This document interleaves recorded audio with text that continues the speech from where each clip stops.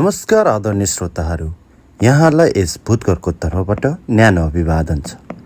पुनः हामी सधैँ जस्तो गरी केही रोचक र सत्य घटनाहरू लिएर तपाईहरूमाझ उपस्थित भइसकेका छौँ। कृपया हामीलाई लाइक तथा सब्सक्राइब गरी अगाडि बढ्नलाई हौसला दिनुहुन विनम्र अनुरोध राख्दै लागौँ आजको घटनाहरूतर्फ।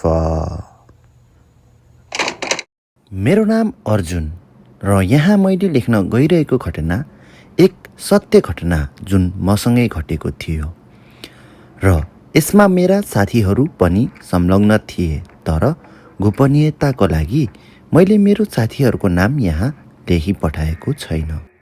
कुरा आजभन्दा 15 वर्ष अगाडिको हो। त्यस समयमा हामीलाई अमेरिका जाने निकै ठुलो भूत सवार थियो।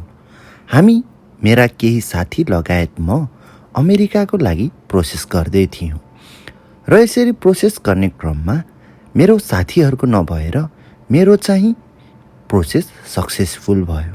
त्यसपछि हामी अमेरिकाको लागि उड्ने भनेर यहाँबाट प्रस्थान गर्यो, तर मेरो मेन पावरले मलाई नराम्रोसँग डुबाएको रहेछ। कुरा के थियो भने मलाई डाइरेक्ट मेक्सिको लगेर मेक्सिकोमा महिना दिन बसे लगत्तै अमेरिकाको लागि उडाउँछु भनेको थियो, तर मलाई यहाँबाट उडाए लगत्तै जब मेरो ल्यान्डिङ भएर म त्यहाँ रहेको एक होटेलमा पुगी तब मात्र थाहा भयो कि मलाई त नेपालबाट मेक्सिकोको लागि भनेर कोलम्बियामा पो उडाएको रहेछ र कोलम्बियामा पुगे लगत्तै हामीलाई त्यहाँबाट मेक्सिको जान पनि करिब महिना दिन जतिको नै गन्तव्य पार गर्नुपर्ने थियो।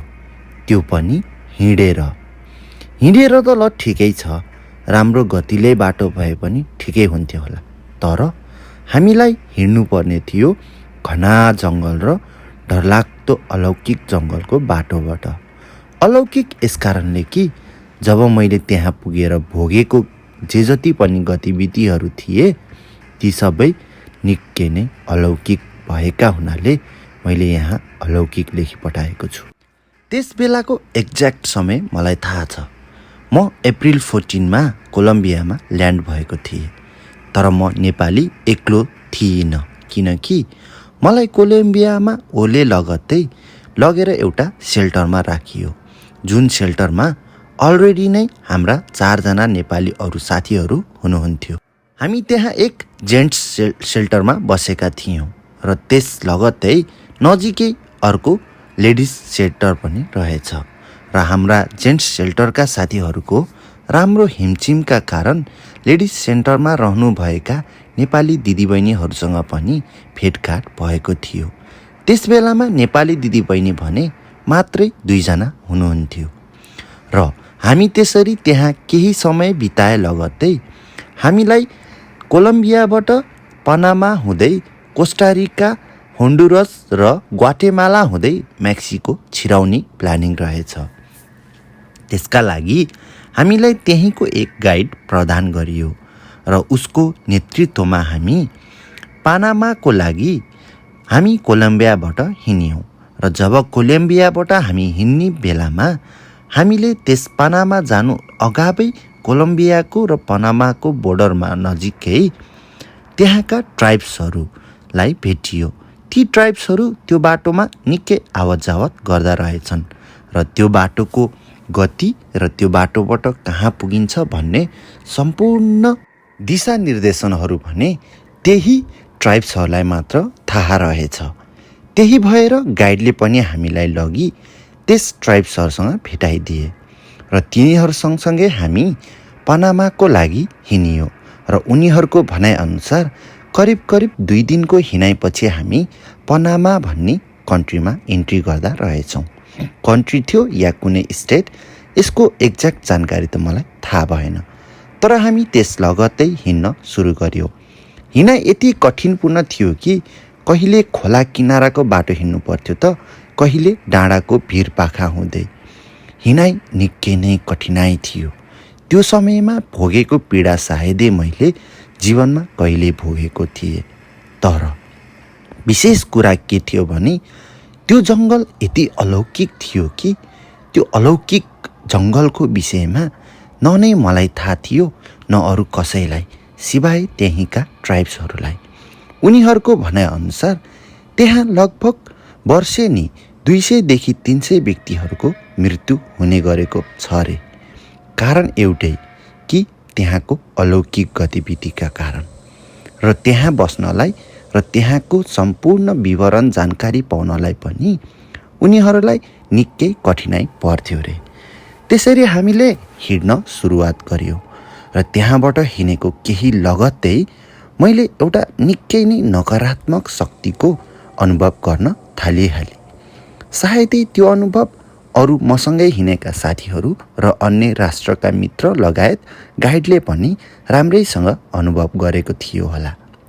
त्यो अनुभव निकै नै डरलाग्दो र भयावह थियो। एक हिसाबले भनौँ भने त्यो अनुभवले मेरो शरीरमा एक प्रकारको काँडा उमारिरहेको थियो। हुन त अप्रिलको महिना भनेको एक गर्मी समय थियो त्यहाँ, तर पनि मेरो शरीरमा निकै नै काँडाहरू उब्जिने गरेर मलाई भयावह डरको अनुभव भइरहेको थियो। जङ्गल निकै घना थियो, जताततै अन्धकार जस्तो फैलिएको र सन्नाटा। त्यस सन्नाटामा हामीले चालेको पाइला र हामीले फेरेको सासको पनि राम्रै अनुभव भइरहेको थियो। हामी त्यसरी नै अगाडि बढ्दै जाँदा अचानक हामीले या भनौँ मैले नै खुद याद गरेँ कि त्यहाँ रहेका जति पनि रुखहरू छन् ती रुखहरू त जहाँ गयो त्यहीँ हामीलाई पिछा लाग्दै आए जस्ता देखिन्थे। मेरो भनाइको मतलब के हो भने जब मैले खोल्सा पार गरेर पहाडी भूभागमा छिर्थेँ तब त्यो खोल्सामा पनि मैले त्यही रुखहरू देख्थेँ र पहाडी भूभागमा छिर्दा पनि त्यत्रै साइजका त्यही रुखहरू पछ्याएर आए जस्ता देख्ने गर्दथे। यो त एउटा संयोग नै भनौँ, तर त्यहाँका रुखहरू र वरपरका क्षेत्रमा जताततै मृत व्यक्तिका शरीरहरू र मरेका मानिसका लासहरू गनाएका सिनोको रूपमा रहेका हुन्थे। त्यसले नै मानिसलाई आङसिरिङ्ग बनाएर त्यही केही समय त मूर्छित पार्ने अवस्थाको स्थितिहरू थिए। तर त्यो एउटा त संयोग र सामान्य रूपले देखिने भोगिने घटना मात्रै थिए। यात्राको क्रम यति लामो थियो कि त्यो पनामासम्म जानेको बाटोमा पनि हामीले यस्ता अलौकिक घटना देखेका थियौँ जुन एक सामान्य घटना थियो। हाम्रो मेक्सिकोसम्मको यात्रा यति भयावह हुन्थ्यो भनेर सायदै मैले जीवनमा कहिल्यै कल्पेको थिएँ। कुनै समय राम्रो बाटो र हामीलाई पार लाग्न सजिलो हुने बाटो भेटियो भने दिउँसोमा हिँडिन्थ्यो, त कुनै समयमा चेकिङ हुने र मानिसको भिडभाड बढी हुने ठाउँ पर्छ भने हामी रातमा हिँडिने गरिन्थ्यो। तर हिँडाइ भने पुरै जङ्गलको बाटो हुने गर्थ्यो। जङ्गलको बाटो पनि यति भयानक कि त्यस जङ्गलको बाटोमा हिँड्दाखेरि दिउँसोको समयमा पनि आज दिन हो या रात हो भनेर छुट्याउन मुस्किल पर्थ्यो, किनकि सूर्यको एक थोपा किरण पनि त्यहाँ परेको कुनै अनुभव हुँदैन थियो। दिन होस् या रात होस्, चन्द्रमाको प्रकाशले पारेको उज्यालो जस्तो त्यो उज्यालोमा मात्रै हिँड्नुपर्ने हुन्थ्यो। त्यो त भयो निकै परको कुरा। तर हामी कोलम्बियाबाट पनामा जाने बेलासम्मको यात्राकै कुरामा लागौँ। त्यस बेलामा हामीले गए लगत्तै विभिन्न ठाउँमा अलौकिक घटनाहरू भोगेका थियौँ। त्यसमध्ये एक घटना के थियो भने मैले एक स्थानमा मानिसको मुर्कुटाहरू 2-3 मात्रै देखेको थिएँ र त्यसको केही दूरी अगाडि नै हामीले हाम्रो नाइट क्याम्प स्थापना गरेका थियौँ, यानि कि रात त्यहीँ बिताउने विचार गरेका थियौँ। एक खुल्ला जस्तो देखिने भूभाग भेटेका हुनाले त्यहाँ हामी बास बस्ने निदो गरेर बसेका थियौँ। रात जसोतसो डरै डरमा बित्यो, तर रातमा पनि विभिन्न अलौकिक घटनाहरू भने घटेका थिए। जसो कि हामी बसिरहेको क्याम्पमा वरपर कोही घुमिरहे जस्तो ठक ठक हिँडेको आवाज सुनिन्थ्यो। त कहिलेकाहीँ कतै परबाट हामीतिरै कसैले ताकेर ढुङ्गा हानिरहे जसरी पातपतिङ्गरहरू बज्ने गर्थे। त्यहाँका ट्राइब्सहरूलाई यसको विषयमा राम्रै ज्ञान रहेछ। उनीहरूले त यसलाई सहजै लिइने र केही आइलागेमा उनीहरूकै भाषामा विभिन्न तन्त्र मन्त्रहरू बरबराउने गर्थे। सायदै त्यो तन्त्र मन्त्रै थियो होला, के बोलेको मलाई थाहा थिएन। तर हामी दाजुभाइ कुरा गर्दा चाहिँ यिनीहरूले तन्त्र मन्त्र बोलिरहेको छन्, हामी पनि हनुमान चालिसा बोल्दै हनुमान चालिसा गाउँदै बसौँ है भन्दै जसो तसो रात तक काटियो। तर भोलिपल्ट बिहानै जब म उठेर त्यो हिजो मैले देखेको 3-4वटा मानिसका हड्डीहरू झुन्डाएका जस्तो भूभागमा त त्यस ठाउँमा त अर्को 2टा हड्डी यानि कि मानिसको मुर्कुटा थपिसकेको थियो। त्यो दृश्य यति भयानक थियो, सायदै मैले यहाँ लेखेर तपाईँहरूलाई कन्भेन्स गर्न सक्छु। त्यो डर त हामीलाई मात्रै थाहा थियो। यो सामान्य घटनापछि लगत्तै हामी त्यहाँबाट अगाडि बढ्यो। अगाडि बढे सँगसँगै त्यस्तै करिब रातको 7-8 बजेतिर हुँदो हो। त्यस बेलामा हामी पनामाको बोर्डरमा पुगेका थियौँ। तर जब बोर्डरमा पुग्यौँ अचानक हामीसँग आएको गाइड त कता विलुप्त भयो। ऊ छुट्यो। उसलाई हामीले जति खोजे पनि त्यो घना जङ्गलमा कहीँ भेटिएन। सायद उसले हामीलाई त्यस पनामाको बोर्डरसम्म मात्रै पुर्याउने ठेक्का लिएको थियो होला। त्यही भएर ऊ त्यहाँबाट छुट्यो। तर ऊ छुटे पनि संयोगवशले हामीलाई अर्को एउटा गाइड पनामामै व्यवस्था गरिएको रहेछ र हामी त्यहाँबाट कोस्टारिकाको लागि हिँडियो। कोस्टारिकाको यात्रा यति भयावह थियो कि हामी त्यस स्थानबाट हिँड्दाखेरि जङ्गल यस्तो आयो जुन जङ्गल दिउँसै रात परेको जस्तो देखिन्थ्यो। त्यहाँ अनेकौँ रुखहरू र घना जङ्गलको बिचबाट हामी अगाडि बढ्दै थियौँ। यसरी अगाडि बढ्ने क्रममा मैले अनुभव गरेँ कि ती रुखहरूको छेउबाट कोही काला आकृतिहरूले हामीलाई हेरिरहे जस्ता लागिरहेका थिए।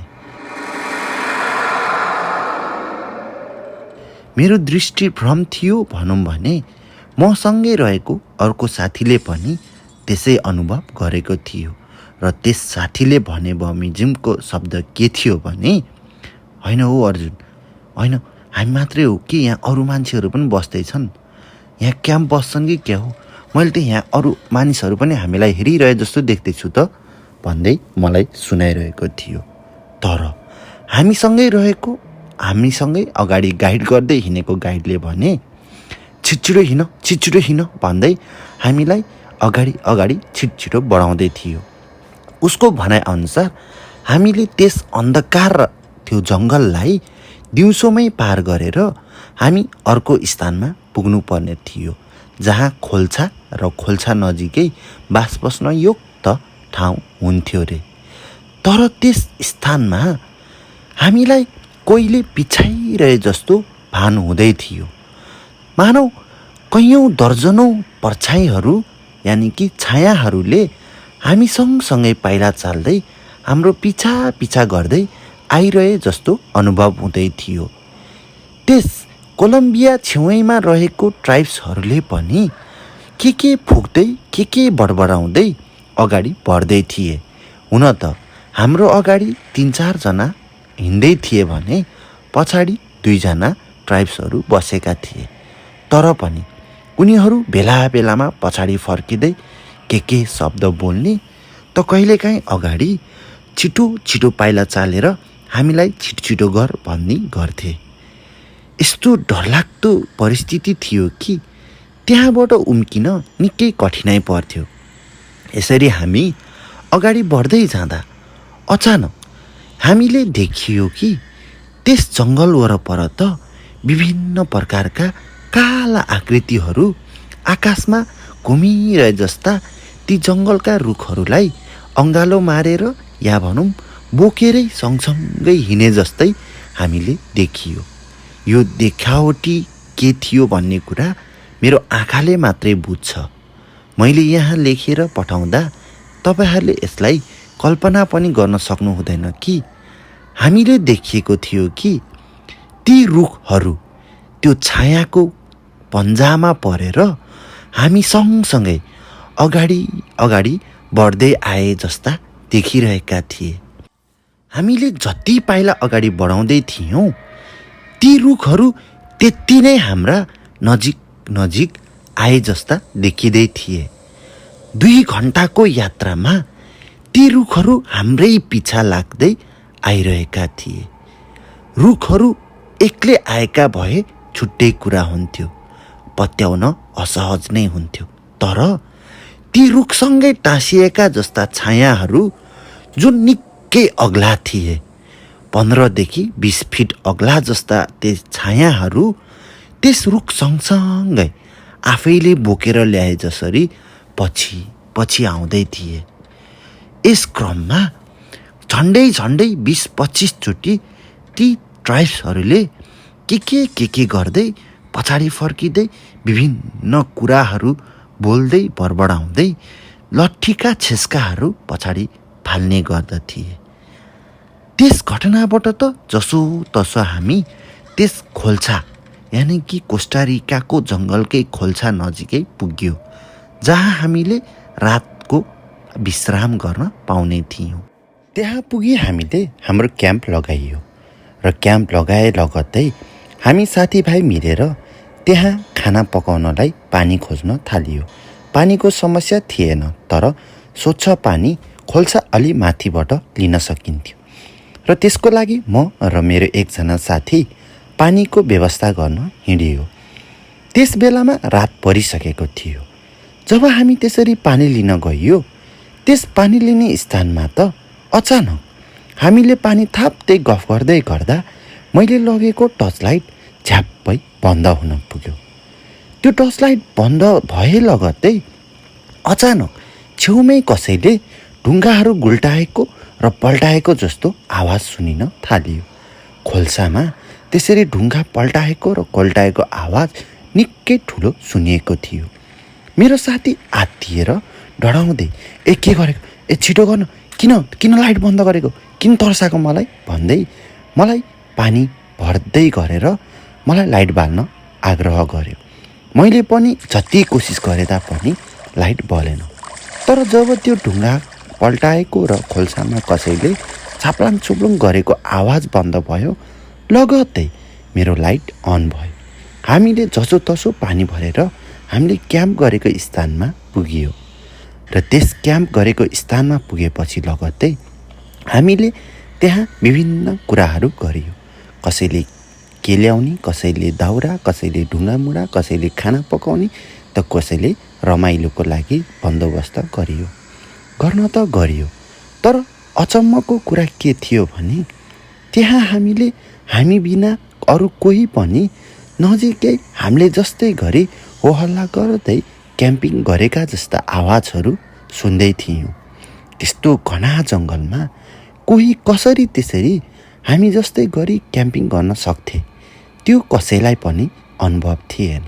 हामीले लाइट बोकेर वरपर त हेरियो, तर वरपर न कोही मानिसहरू थिए, न कुनै घटना नै घटिरहेका थिए।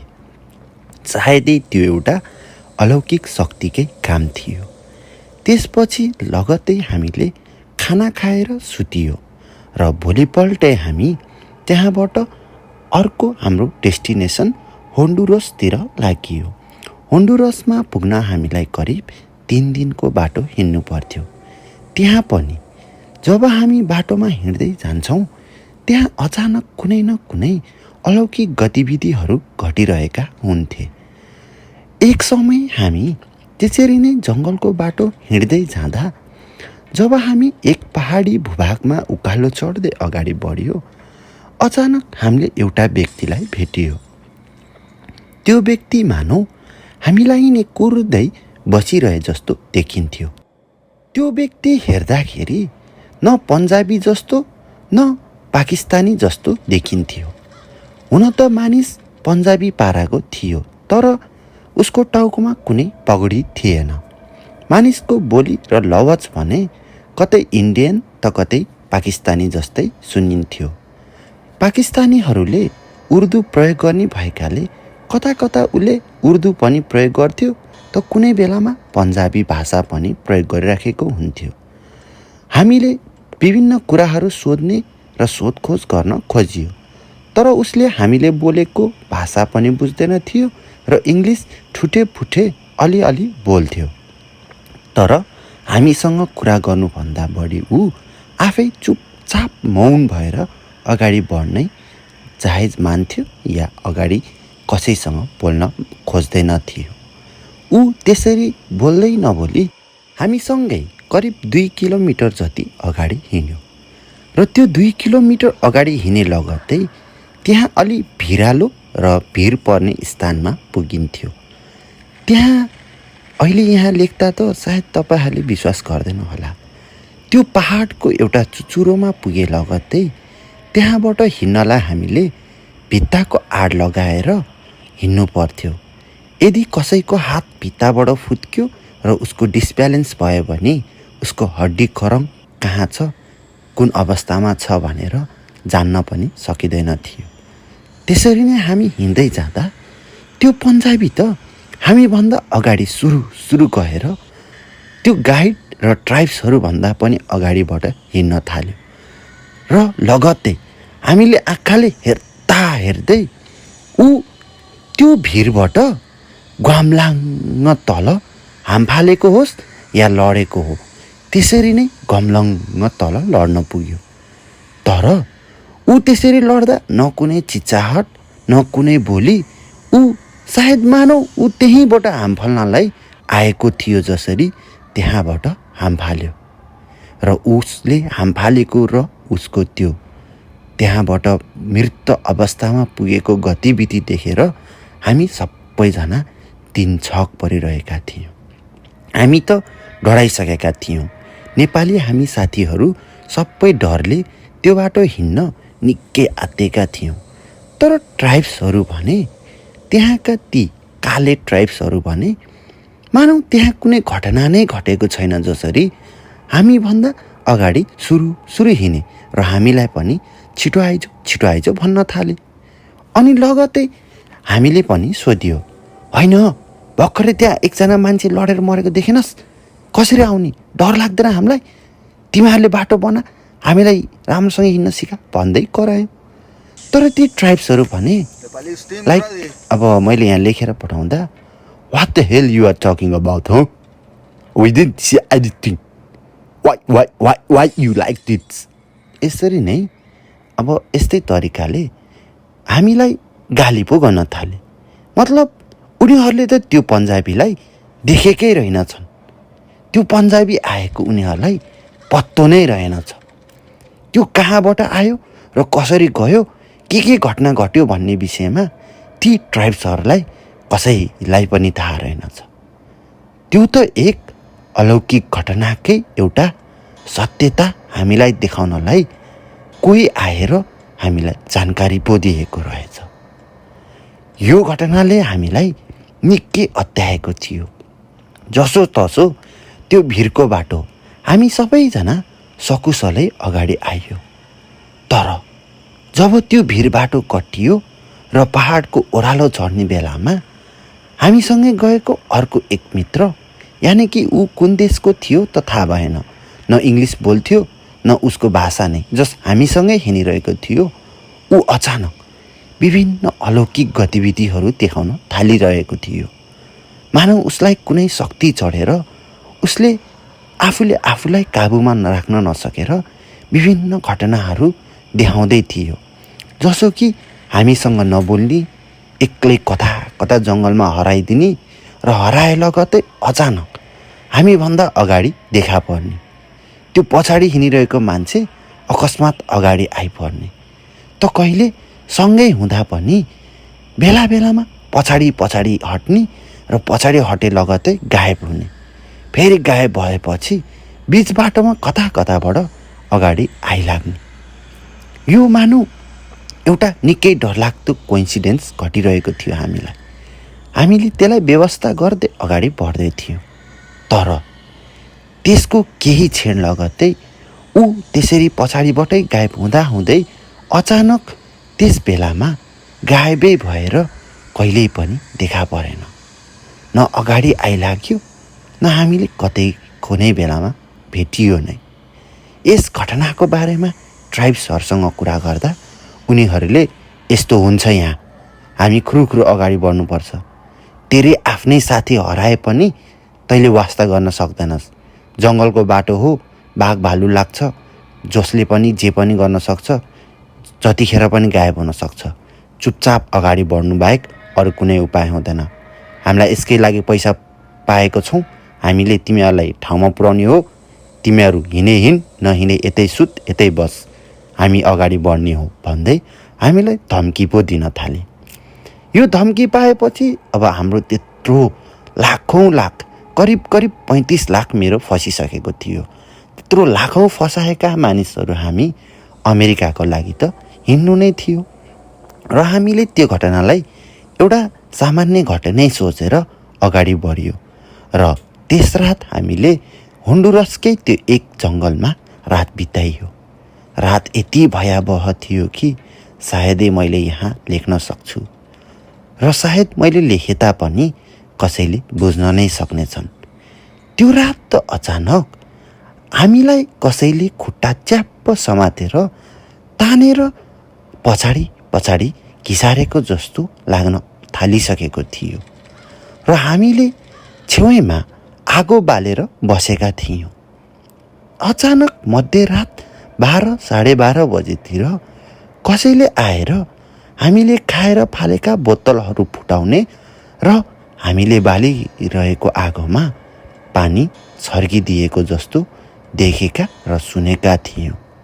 देखेका यस कारणले कि बढिरहेको आगो अचानक झ्याप्पै निभेको थियो र सुनेका यस कारणले कि हामीले पानी खाएर फालेको बोतल र कहीँ कसैले लगेको बियरहरू खाएर फालेको बोतलहरू झ्याम झ्याम कसैले ढुङ्गाले हान्दै फुटाएको आवाज सुनेका थियौँ। त्यो आगो निभे लगत्तै हामीले हामीसँग भएको टर्च निकालेर बाहिर हेर्न गइयो, यानि कि टेन्ट बाहिर हेरियो। त्यहाँ हेर्दा त आगो पूर्ण रूपले कसैले पानी खनाइदिएर निभाएको जस्तो देखिएको थियो र हाम्रो वरपर रहेका सिसाका बोतलहरू सबै फुटेर चकनाचुर भएका थिए।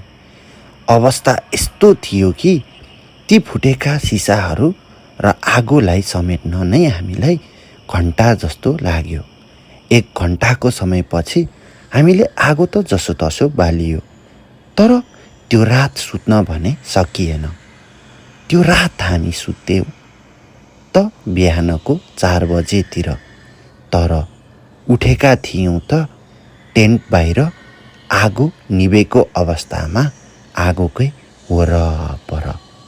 म लगायत मेरा 4 जना साथी हामीहरू आगो वरपर टेन्ट बाहिर सुतिरहेका थियौँ।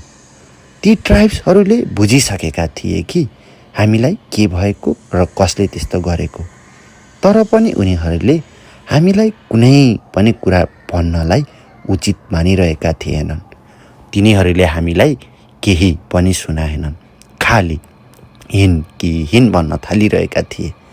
उनीहरूको त एउटै मात्र उद्देश्य के थियो भने हामीलाई मेक्सिको सिटीसम्म पुर्याइदिने र त्यहाँ हाम्रो दलेलाई भेटाइदिने, जुन दले उसँग सबै सेटिङ भइसकेको थियो।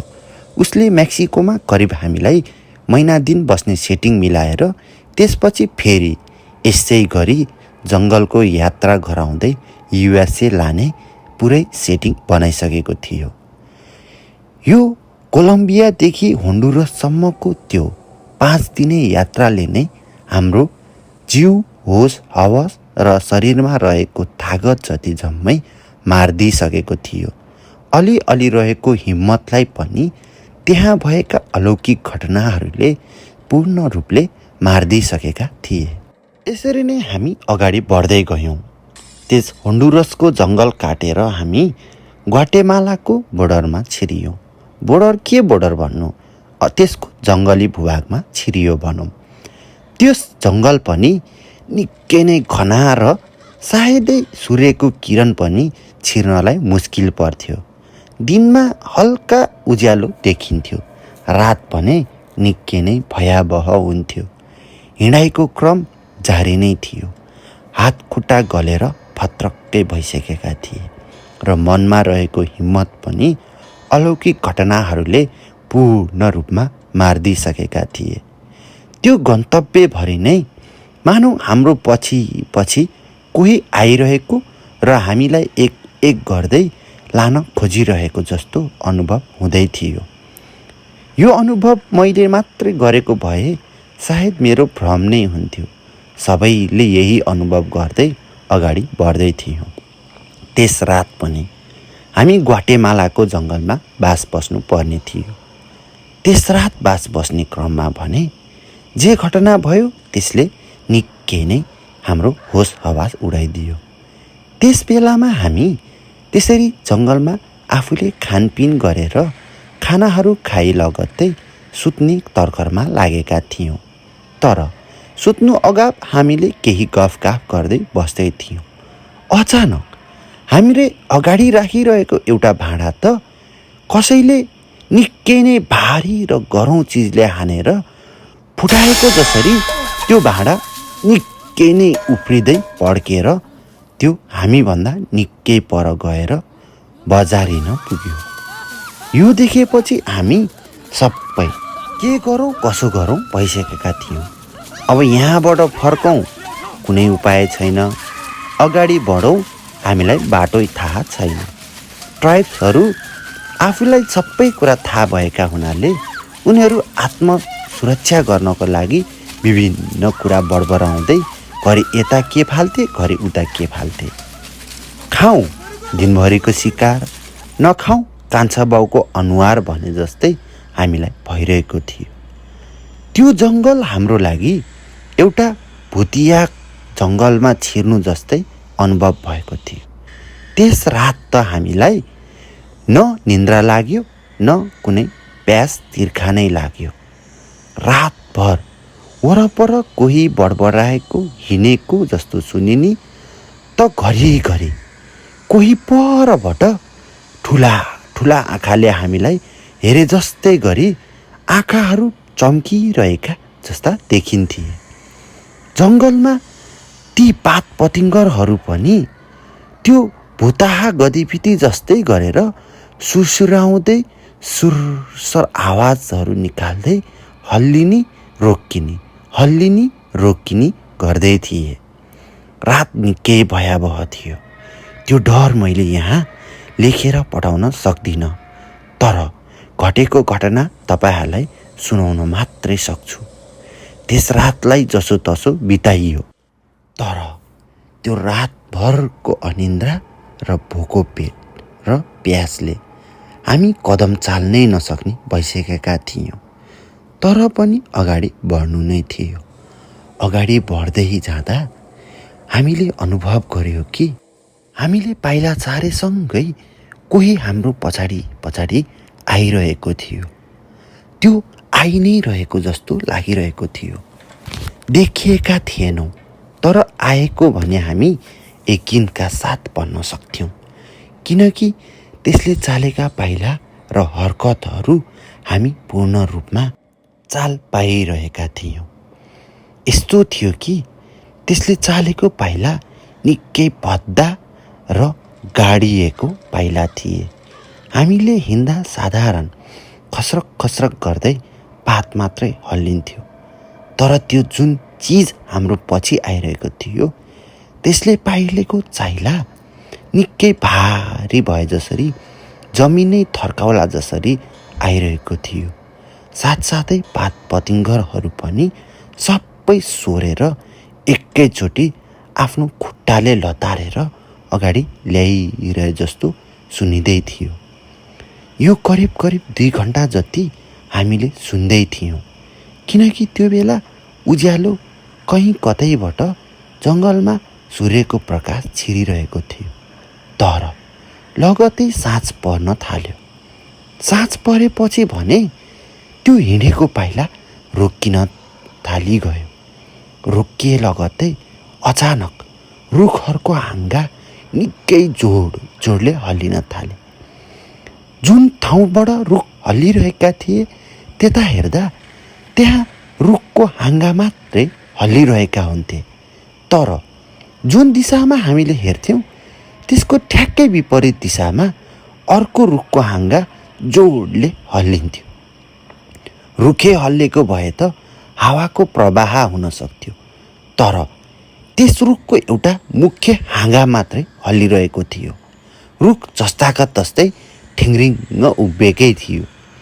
फेरि त्यो अर्को विपरीत दिशातिर हेर्छौँ त अर्को दिशातर्फ रुखको हाँगा हल्लिन थाल्थ्यो।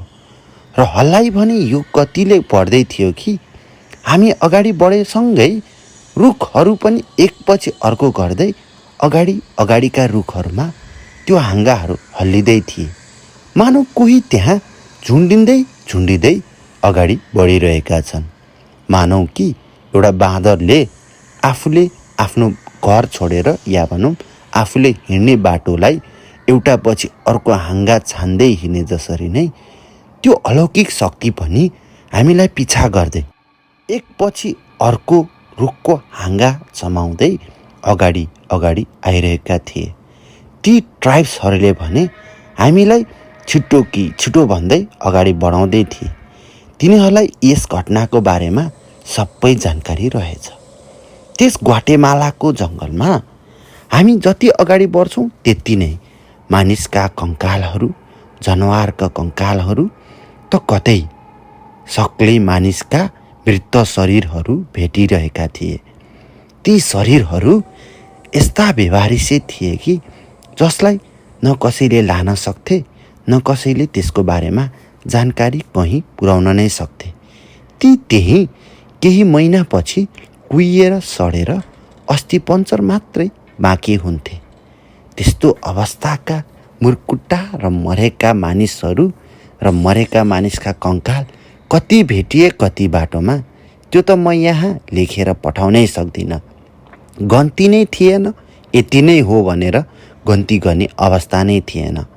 जताततै मरेको सिनो जस्तो गनाउने लासहरू गनाउने त घरिघरि कङ्कालहरू हाम्रै खुट्टासँग ठोक्किन्थे। कतिपय बेला त हामीले मानिसको खोपडीहरू आफ्नै लातले हिर्काउँदै हिँडियो, त्यसको जानकारी नै छैन।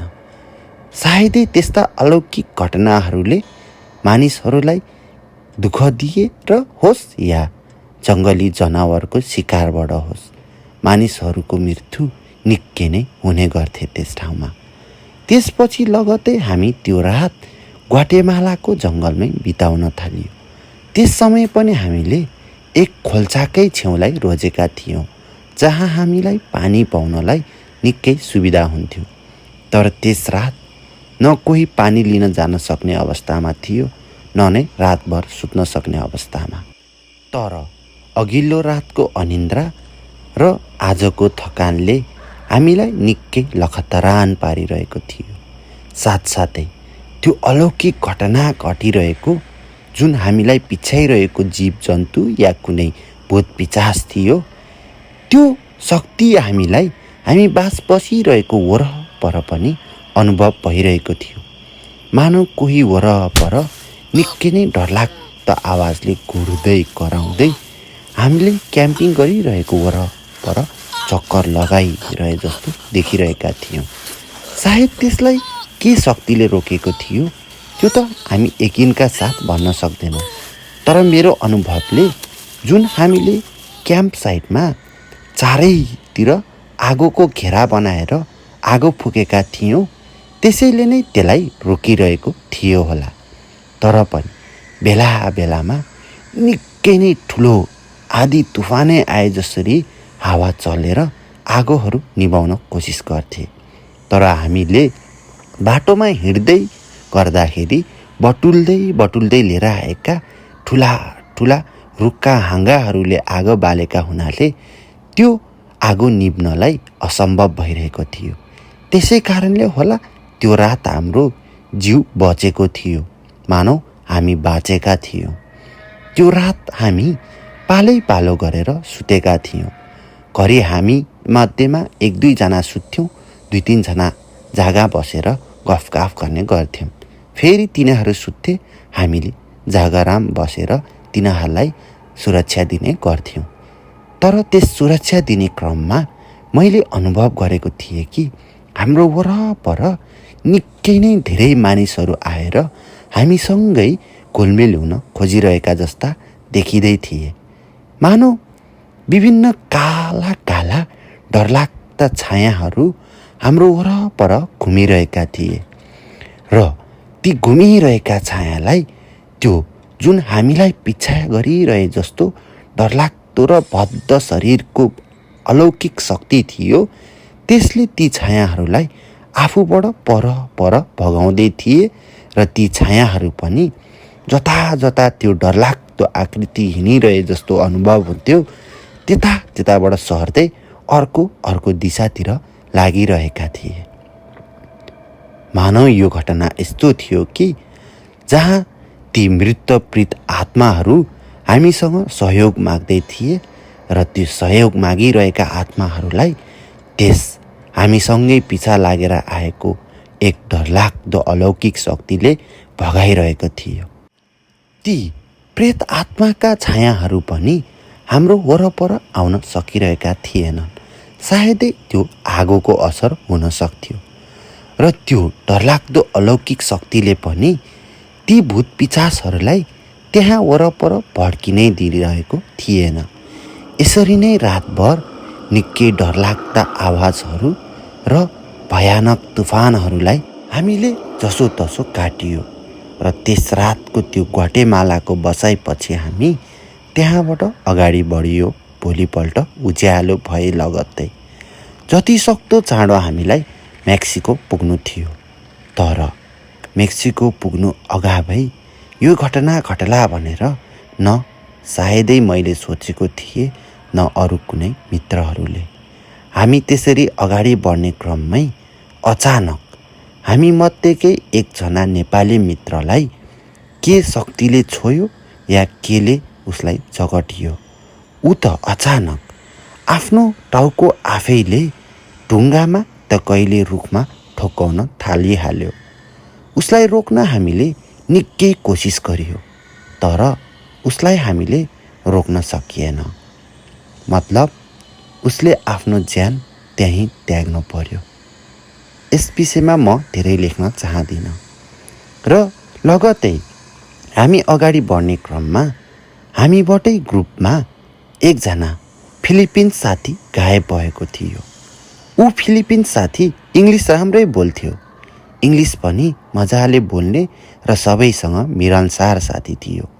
तर अचानक जब हामी दिउँसोको खाना खानलाई एक ठाउँमा बसेका थियौँ, त्यस फिलिपिन्स साथी ताई, उसको नाम ताई थियो। ताई म एकैछिन लङ टोयलेट बसेर आउँछु, यानि कि पु गरेर आउँछु भनेर हिँडेको थियो। तर ऊ त्यसरी हिँडेको करिब 1-1.5 घन्टामा पनि ऊ फर्किएको थिएन।